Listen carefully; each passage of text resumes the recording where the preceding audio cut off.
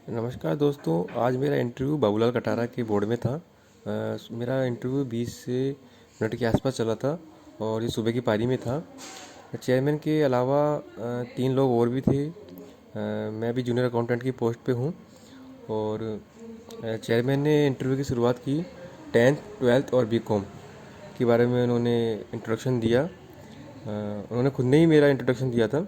उसके बाद जो मेंबर था, जो पहला मेंबर था, उन्होंने मेरे से क्वेश्चन पूछना शुरू किया। नहीं, पहला क्वेश्चन उन्होंने मेरे से पंचकूटा पूछा। तो मारवाड़ क्षेत्र में पंचकूटे की सब्जी बनती है, उससे संबंधित कौन कौन सी इसमें सामग्री डलती है, उन्होंने मेरे से पूछा। उनके बाद उन्होंने मेरे से पांचवा वेद पूछा कि राजस्थान का पांचवा वेद किसे कहते हैं। और उनका अगला क्वेश्चन था कि राजस्थान के पश्चिम भाग में विकास की संभावनाएं क्या क्या हैं।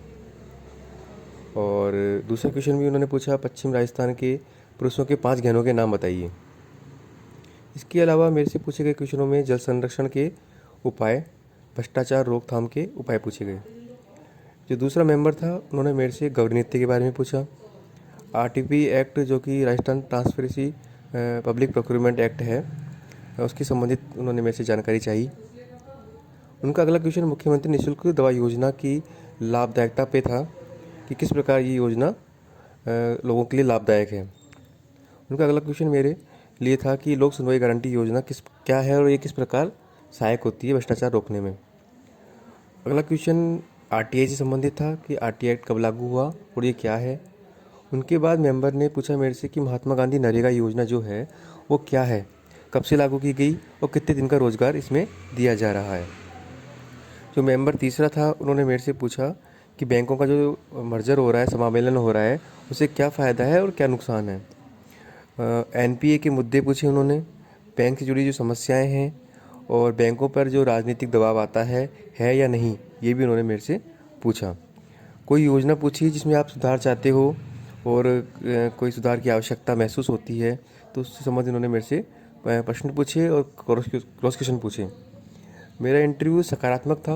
बोर्ड एक तरह से सकारात्मक रूप से आपका इंटरव्यू लेता है। घबराने वाली कोई बात होती नहीं है इंटरव्यू के अंदर, और प्रश्न किसी भी प्रकार से आपसे पूछे जा सकते हैं। ज़रूरी नहीं है आपके होम डिस्ट्रिक्ट से क्वेश्चन पूछें, हॉबी से पूछें। जैसे मैं जयपुर का रहने वाला था, जयपुर का एक भी क्वेश्चन उन्होंने मेरे से नहीं पूछा।